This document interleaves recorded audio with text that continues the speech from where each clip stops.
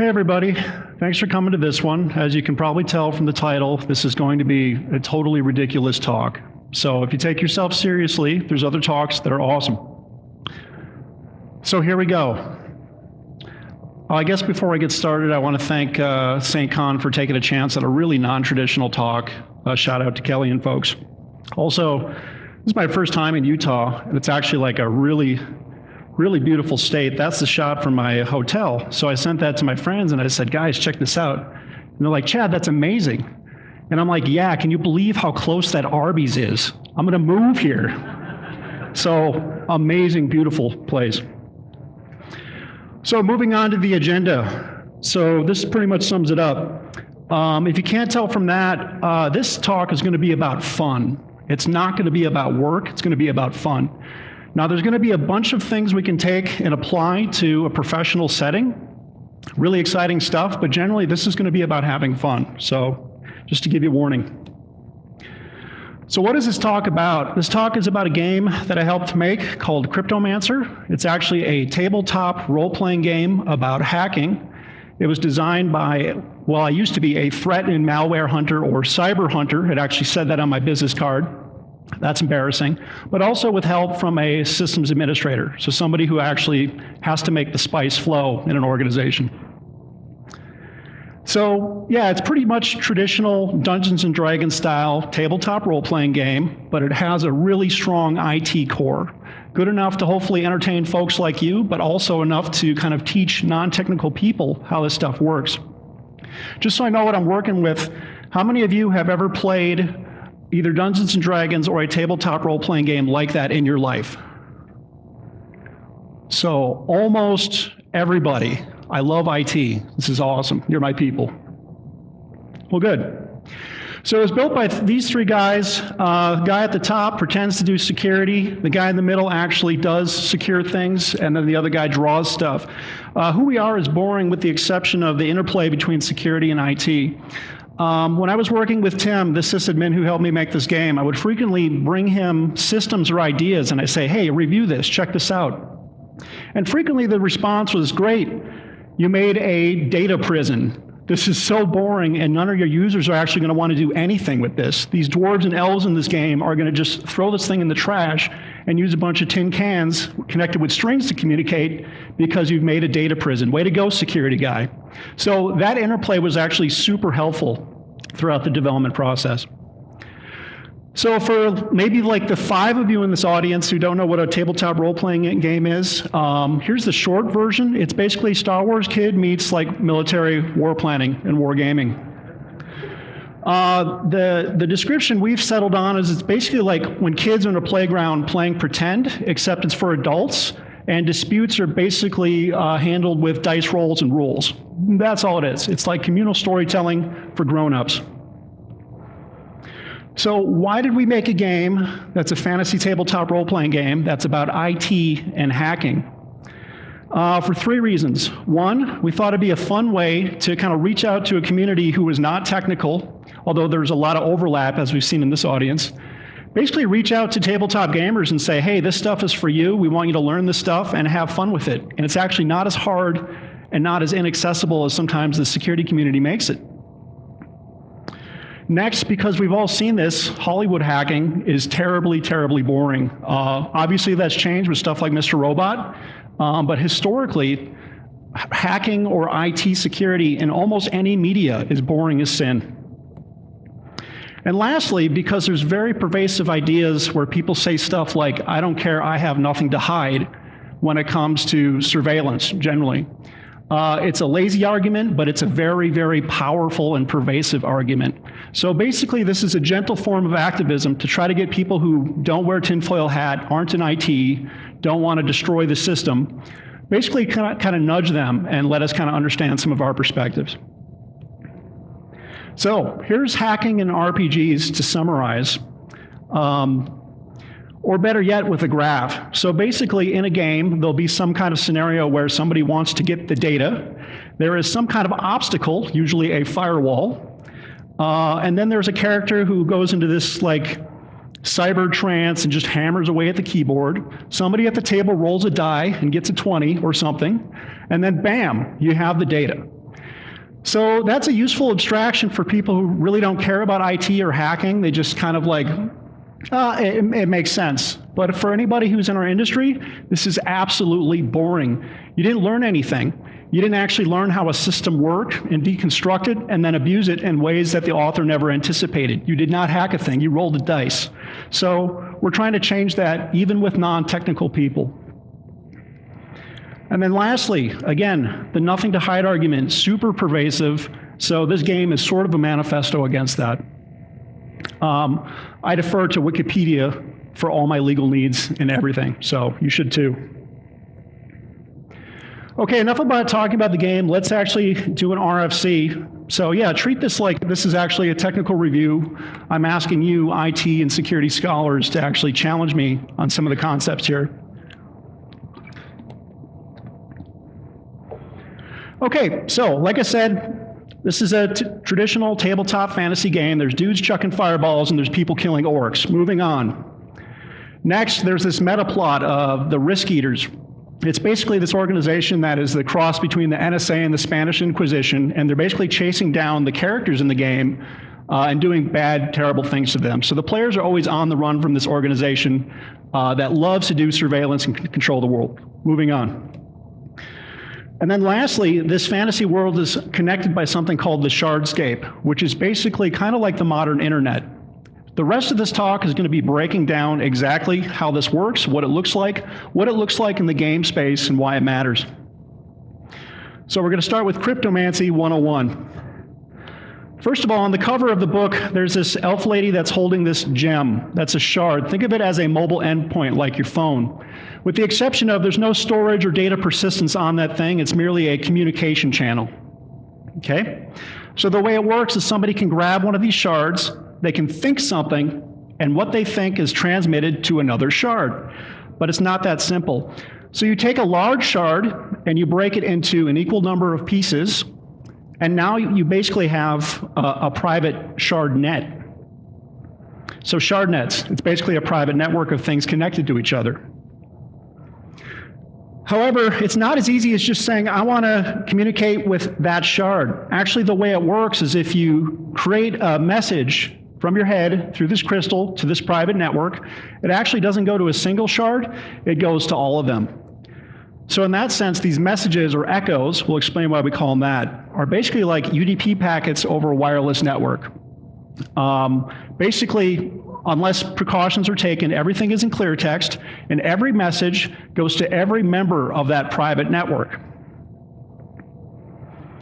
Now, I talked about there's no data persistence on the actual endpoint, but there actually is in an individual shard net. So if a shard net is composed of 6 individual shards, a message will echo throughout that private network for a number of hours equal to the sum of the shards that compose that shard net. So here are 2 simple examples, 6 shards, 6 hours.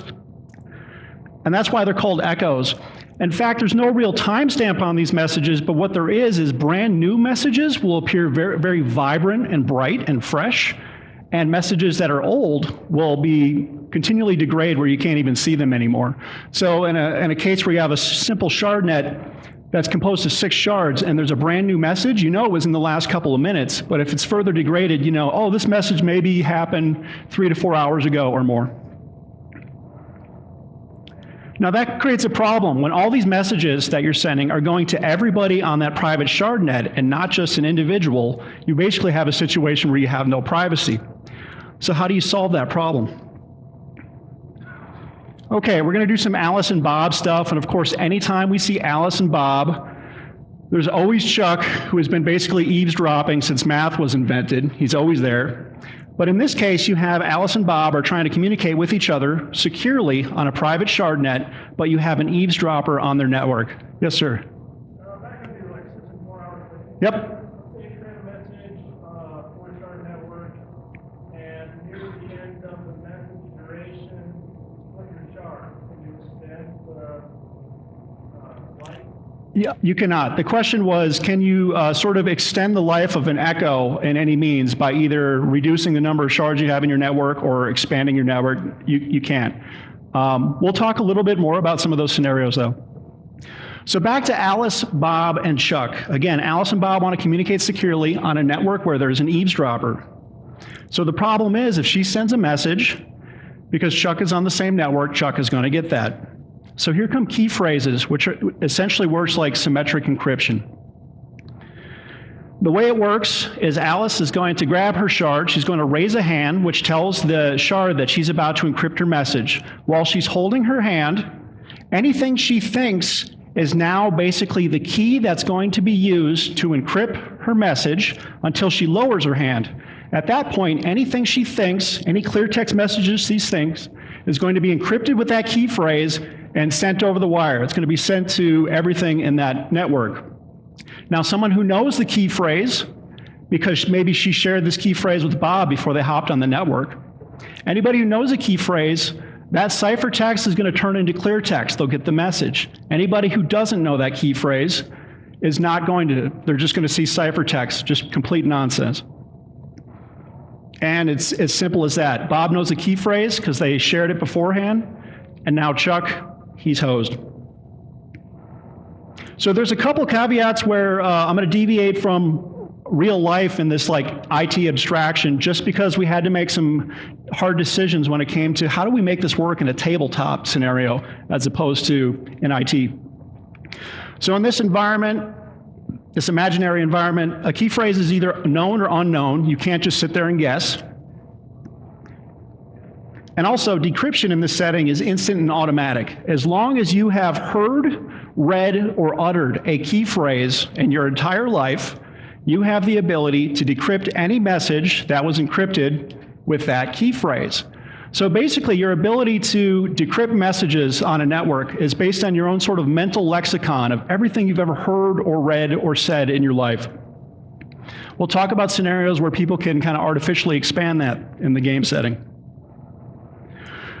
So if that's the case, then choosing your key is super important. So we're going to walk through a couple scenarios. Again, this doesn't match real life where it's all about like length and entropy of keys and passwords, but you'll understand where we're going with this. So let's work through some weak key phrases and then get to some stronger ones. So in this setting, if somebody uses the phrase, "Don't look a gift horse in the mouth," as their key phrase to encrypt their payload, is that going to work? Well, no, because almost every adult in their life has heard this key phrase. Like everybody's heard this. So they'll be able to decrypt any payload that is encrypted with this key phrase. Next, here's another one. The sky above the port was the color of television tuned to a dead channel. Who recognizes this? Okay, so it's strong. So if I wanted to communicate only with the people who read William Gibson's Neuromancer in this audience, I would have used that key phrase. But again, that might be bad. I might think, oh, nobody's read this thing. It's a strong key phrase. But no, there's a couple people in the audience who would have got that one. So some smaller and interesting examples. So in a fantasy setting, a key phrase to encrypt a message might be godlings, goblets, gremlins. So people don't say this. This like doesn't make sense. This is whatever. But at the same time, if this actor has a history of using only nouns, maybe 3 nouns in a row, using alliteration, only using plural nouns, then potentially whoever used that could be susceptible to certain types of attacks. And then lastly, the shortest and dumbest of the key phrases, but in this setting, the most powerful, is the phrase "swimming the food." Swimming the food doesn't make sense. No one here has ever said that. It does not compute. It's kind of like nonsense. It's just 3 simple words thrown together. And in this setting, it makes it a pretty powerful key phrase because it's not something somebody would know or use. Okay, so what about the problem where, okay, we've been using this key phrase to secure our communication from the eavesdropper Chuck, but now somehow he figured out our key phrase. So how are we going to exchange new keys in an environment where we have a hostile actor on the network? So here's Chuck kind of laughing. I know their key phrase. I'm going to win. I'm going to intercept their traffic. And there, he's doing it right there. So to solve this problem, in the setting you have something called true name and sole key cryptography, which is essentially asymmetric encryption. So all the characters, they have a common name, the name that all their friends call them, the name they share on the street, whatever. They have a true name, which is a name their parents gave them. It's universally unique in this setting, so only one person has it. And then associated with that true name is a sole key, which is a word that's so complex even the person who owns it doesn't know it, but they can invoke it for cryptographic tasks. Now, if you're in security, you've probably already seen what this is. This is basically public and private key cryptography, but it's bound to an individual. So anybody who encrypts with Alice's true name, in this case Alicia, well, nobody can decrypt that. The only person who can is the person that has the corresponding soul key. So in this case, only Alice. And of course, if Alice decides to invoke her soul key and encrypt with it, the only thing that decrypts it is her true name, meaning only people who know her true name can decrypt a message that she created using that soul key or that private key. So here, again, Chuck can't decrypt this message. So Bob encrypted a message with Alice's true name, and even if Chuck knows Alice's true name, he still can't decrypt it because he doesn't have that soul key. So what about a scenario where, okay, sure, Bob can use Alice's true name to encrypt something and send it to her and make sure that only she can get it, but how is she going to respond back? So again, this is very easily solved. So here's the scenario again. Bob knows Alice's true name, but not vice versa. Maybe he doesn't trust her enough to give his true name or some other reason. But here's how we're going to solve that. So Bob is going to use Alice's true name to encrypt. The payload is going to be, hey, our new key phrase is swimming the food. Alice is going to encrypt with the key phrase swimming the food. Her payload is going to be copy that. And then he's going to say, I wonder what Chuck, who's been eavesdropping, is doing during this time. And Chuck is not happy because he's been defeated. This also solves another problem in this kind of setting of verifying identity. So here's a situation where Chuck wants to eavesdrop as Alice, or masquerade as Alice, pretend to be her. So basically, he's going to use the key phrase that he knew and discovered to encrypt. And then he's going to say, hey, it's Alice, Chuck is dead, let's go back to using our old key, shall we? So what Bob's going to do is he's going to create a challenge question encrypted with Alice's true name, one that she could only respond to because she's the only one who sees it. So he says, prove to me it's you, tell me I'm awesome. So Chuck's going to try to do some social engineering and again say, I said it was safe, what's the holdup, let's go back. And of course, even in clear text, Bob will say, F off, Chuck, get off our network, dude. Okay, so if asymmetric encryption is so awesome, why would anybody use symmetric encryption? It's a matter of scalability. So here's two simple scenarios. One, you have all kinds of like operatives that are in the field and they want to lay an ambush on somebody, and they want to do that thing where it's like, don't fire until you see the whites of their eyes, or hold until my signal. We're going to wait for them to come and then we'll all shoot simultaneously. So if you're using a shared key phrase, it's as simple as sending a message with that shared key phrase that your whole squad knows and saying, attack. Now everybody's attacking simultaneously. Now let's try to scale that with true name crypto or asymmetric crypto. It looks like this. Your name, attack. Your name, attack. Your name, attack. So on and so forth. So you see how that kind of breaks down. Secondly, maybe there's a business case for having a private like chat channels that are pretty responsive, where maybe you want to have these folks in the group, keep this person out of the group. So here's another scenario. Take the same folks, but one guy's in charge and the rest report to that guy. And he says, where are you idiots? You're late. And he broadcasts that on the network. And of course, you know, they want to say boss is such an a-hole to each other without boss actually seeing it. So in the field, they've shared a key phrase that only they know, but the boss doesn't. Okay, so those are the like bare bones fundamentals of how the game works. So now what we're going to do is take some of those really simple cryptographic concepts and apply them to larger systems. We've already talked about private networks. Now we're going to talk about bridging private networks, and we're going to keep scaling that to enterprise-sized networks that are also interacting with something like the internet.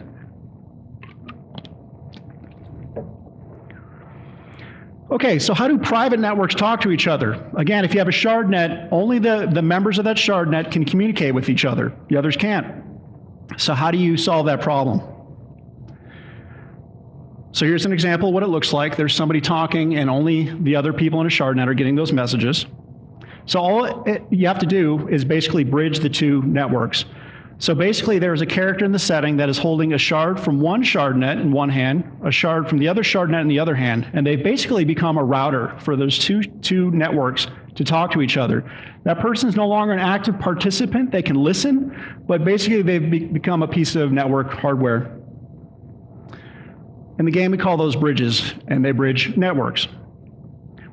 So here's some examples of why you would do that. So let's say you have an organization that has a business case to actually decompartmentalize different people that are communicating with each other. Here you have a single admin who sort of manages the relationship between a group of analysts back at headquarters and a bunch of operators that are out in the field. The reason they want to keep these networks separate is because maybe the operators like to talk to each other and say, man, we blew up this village. I hope HQ doesn't find out, that sucks.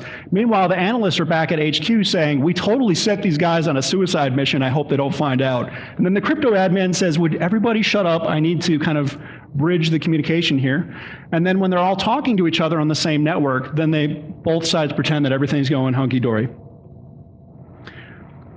So to the idea of the persistence of those messages or echoes, in this case, again, we've composed one big network now of these two smaller shard nets that have 6 each. So now each echo resonates for about 12 hours. This gets interesting if you're trying to detect an unauthorized breach, because any messages that happen while an adversary is connecting your two networks are now going to resonate for 12 hours. So if you're creating kind of like a timestamp echo every hour that says the time is 6 o'clock, and you know that should expire at midnight, and you see that thing keep rolling after midnight, you know you had a problem. So what about scenarios? That was a scenario where you had a single enterprise that had a business case to compartmentalize 2 organizations. But what about you have one where people just don't trust each other, period? They're not on the same team. So for example, in politics, you have a case where sometimes folks need to come together to actually talk about stuff and do business, but generally speaking, they want to keep each other at arm's length and keep each other out of their networks. It's almost like you need a big internet to serve as a buffer between those two. So on that note, we're going to start talking about the Shardscape, which is basically the internet of this setting. So think of the Shardscape as a private network, except it's just really, really big. Instead of 5 or 6 shards, you're talking 10,000 or more.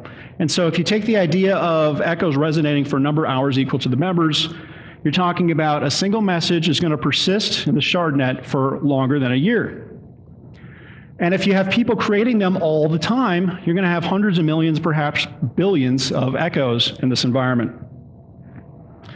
What that creates actually is a massive queryable database, sort of like the internet. You can jump on a browser and look for something.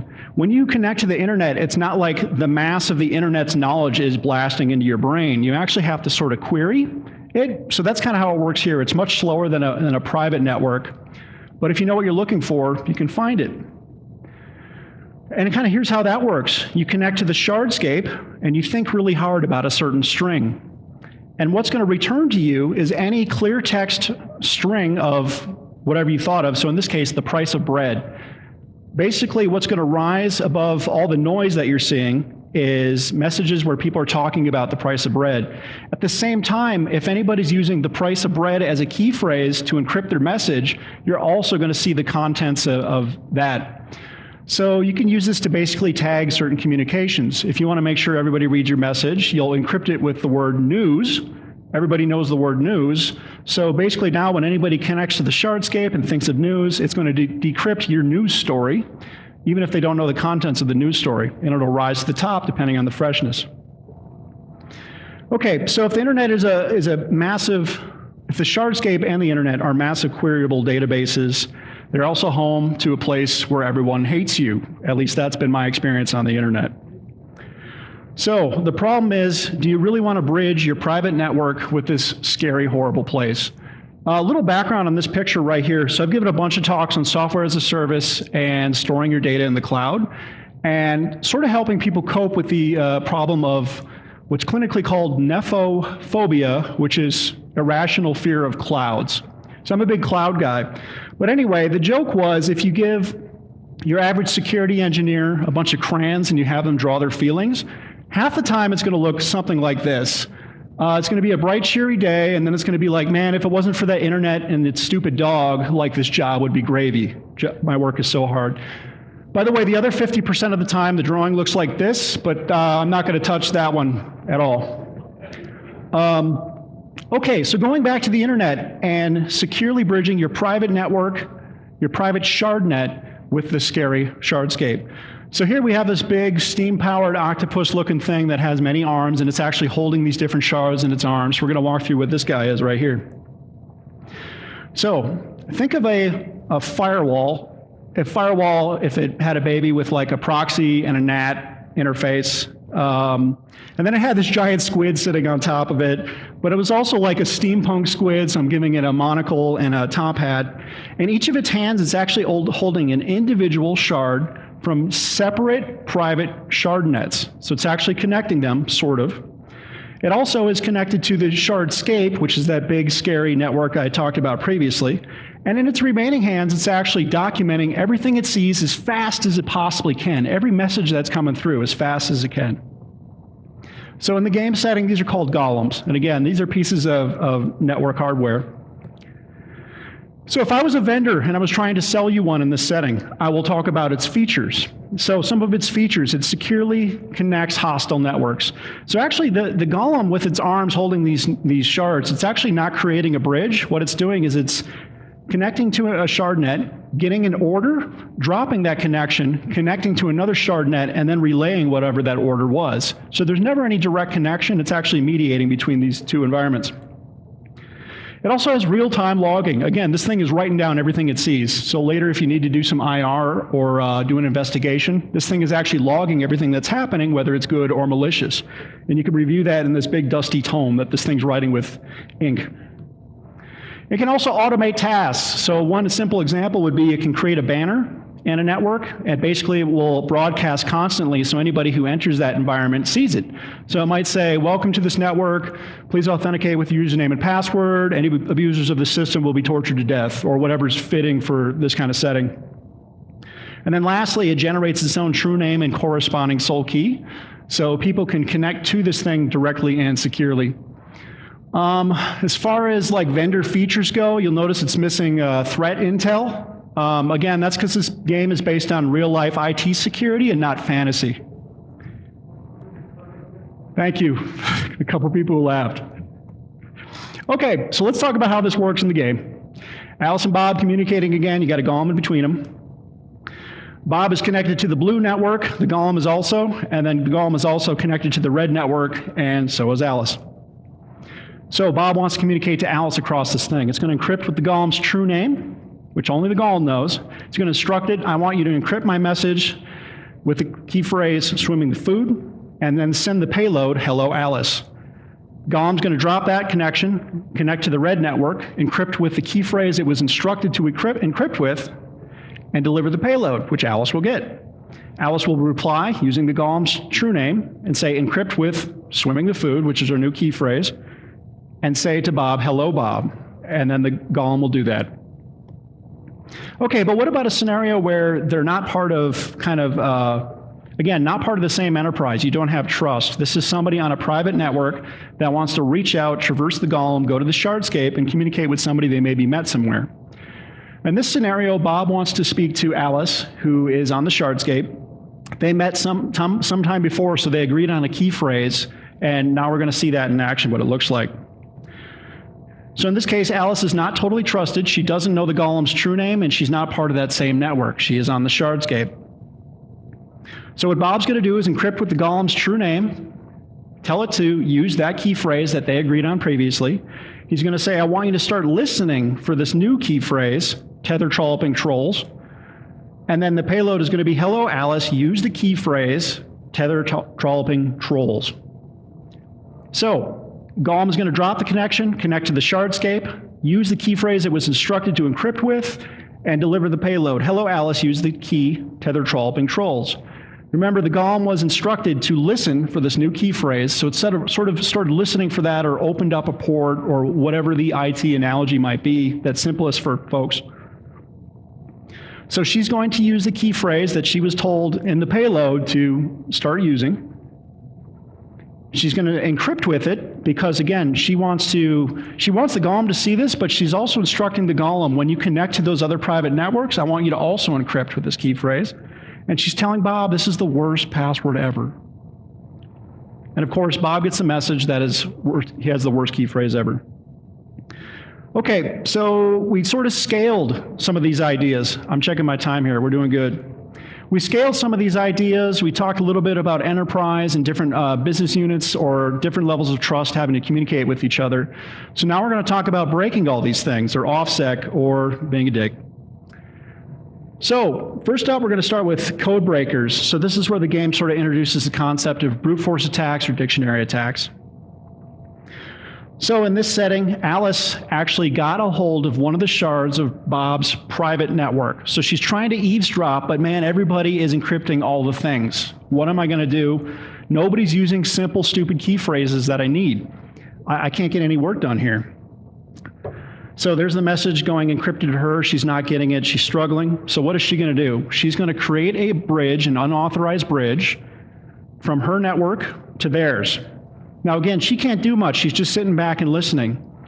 But now she's teaming up with Chuck, who's part of a group of code breakers or crackers.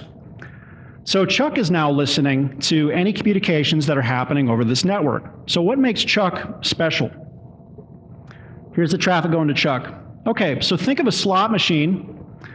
Probably most folks have been to Vegas. You play the slot machine, you have these reels of different symbols and numbers, and they rotate, and sometimes you win just so you can keep losing more money over a longer duration. And then the center string is sort of, depending on how you bet, that's the one that matters, right? So take this idea and scale it really big. Think of a massive steam-powered doohickey created by dwarves that is basically like a giant slot machine. But instead of numbers and symbols, it actually has these massive reels of words that rotate. And every couple of seconds, it will rotate and basically create a new readable string for anybody who has just a high tolerance for tedium. It's just sitting there staring at this thing. But what they're doing is they're expanding their mental lexicon of key phrases they can use to decrypt. So if you have a much bigger one, this is great because not only do you have this 6-word string of totally random letters or numbers, or key phrases rather, but also this actually is multiple key phrases. So it's not just a string of 6 words, it's actually 3 strings of 2 words, so on and so forth. So that can be pretty powerful. Now I know people who are good at math will say it'll take you about 70 million years to figure out enough to break X number of whatever.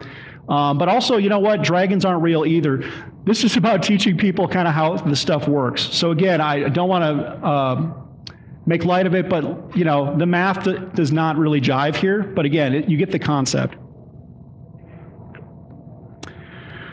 So basically what happened there is now that Chuck is listening and he's been expanding his mental lexicon. So all these encrypted messages being sent by Bob, they traverse the bridge that was created, and now Chuck can decrypt those for Alice.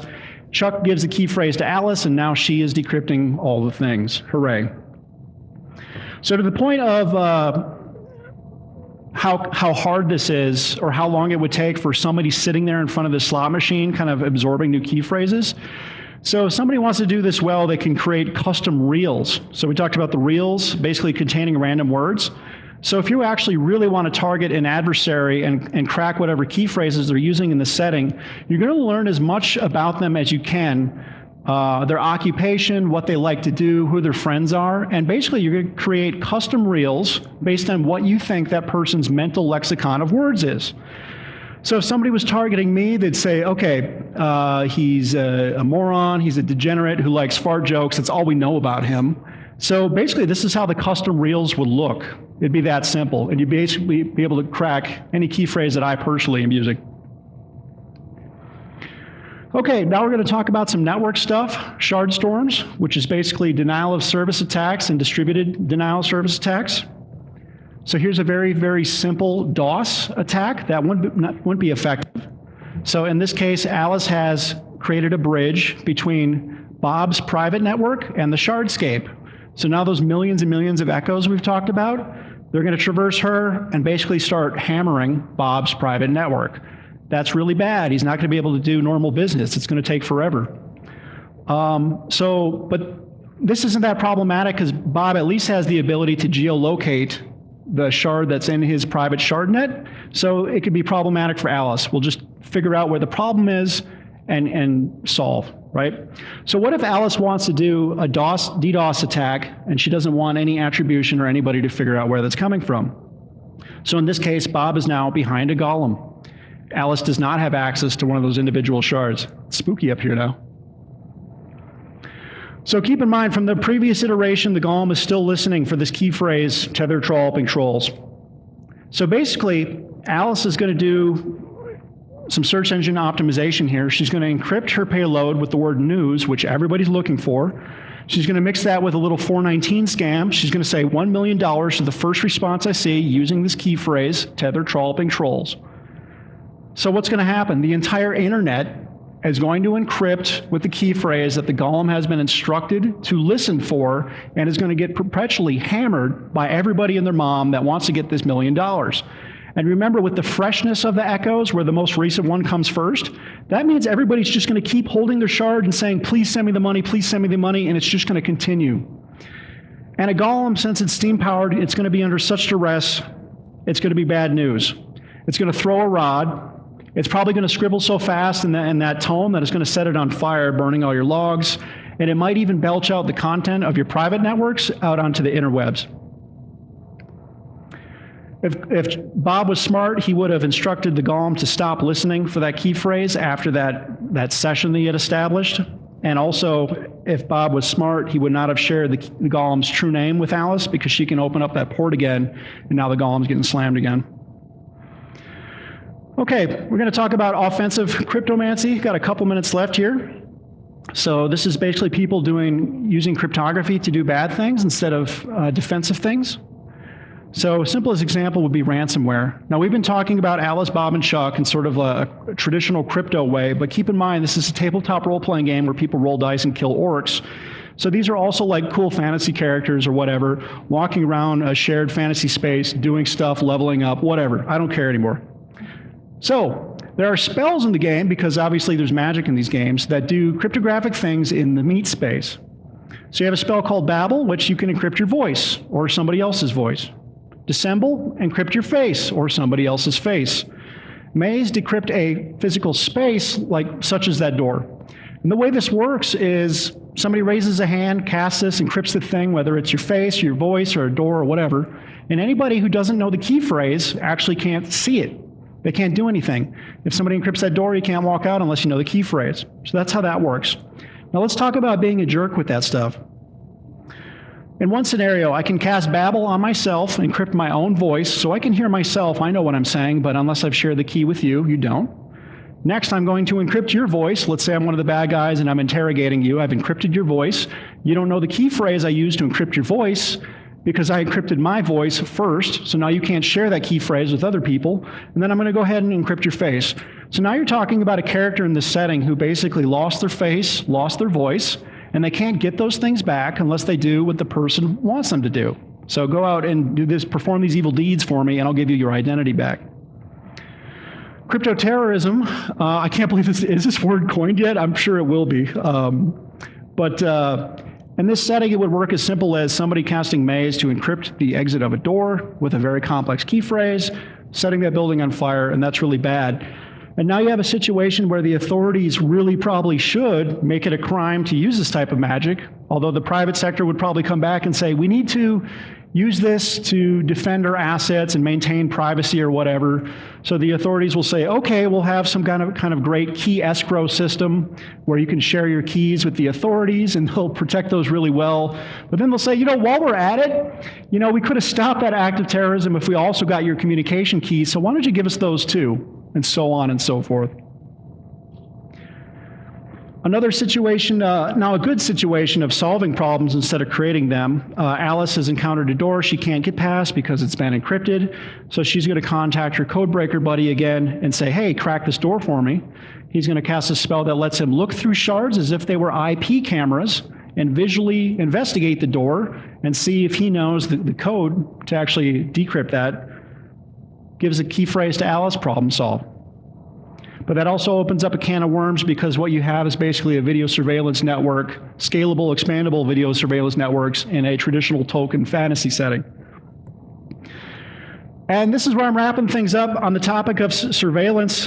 I do touch a lot on physical security in this book, because that was actually my background before I got into InfoSec. The book covers a bunch of clandestine tradecraft as well as traditional physical security stuff. I touch on this stuff lightly. I was not in the clandestine service. They said I was too fat. But I cover this stuff extensively. But the area where I actually do have a lot of background is analytical tradecraft. Specifically, I'm formally trained in social network analysis. So what this book actually does is it teaches people to visually represent the human networks of an adversary you're trying to fight. So you can identify the actors with the most centrality or the most friends as important actors in those networks, as well as establish who's a broker or a gatekeeper, basically an individual node that is a single node connecting disparate groups of actors. So you can really leverage that gatekeeper to influence those two other parties. Here's an example that's actually in the game where I've scaled this from a private, like small network to like strategic networks of different factions having different levels of relationships with each other, basically inviting the players to say, hey, if you want a certain political outcome while working with all these factions, here's what you need to know about how they get along, who knows who hates who, and then maybe see if you can exploit that. But also map this out as you're playing. Okay, some concluding remarks.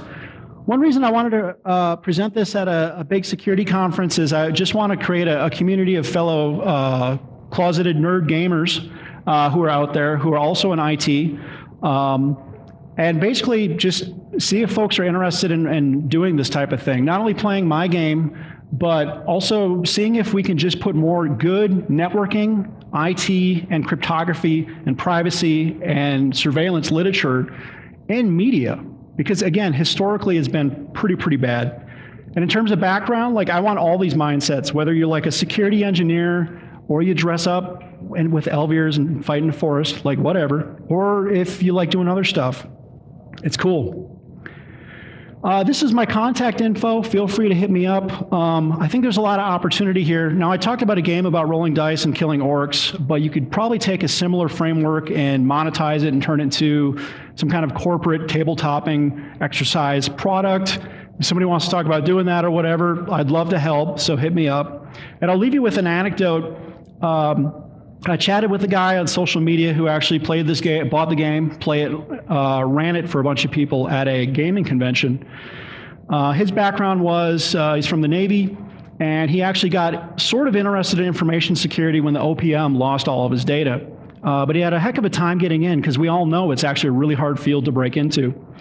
But anyway, playing this game sort of reminded him and brought together some of the disparate stuff he read and sort of gave him a framework to learn the stuff better. But more importantly, he told me he was running this for people, playing it and teaching them these concepts and asking them to use these concepts in play. And he told me he saw the light bulb go off above their head. So we're talking about somebody who's not in the industry is becoming a teacher of cryptography and networking to other people who are not in the industry. And that's awesome. I'm damn proud of that, and I consider that like one of the coolest things I've done in my career.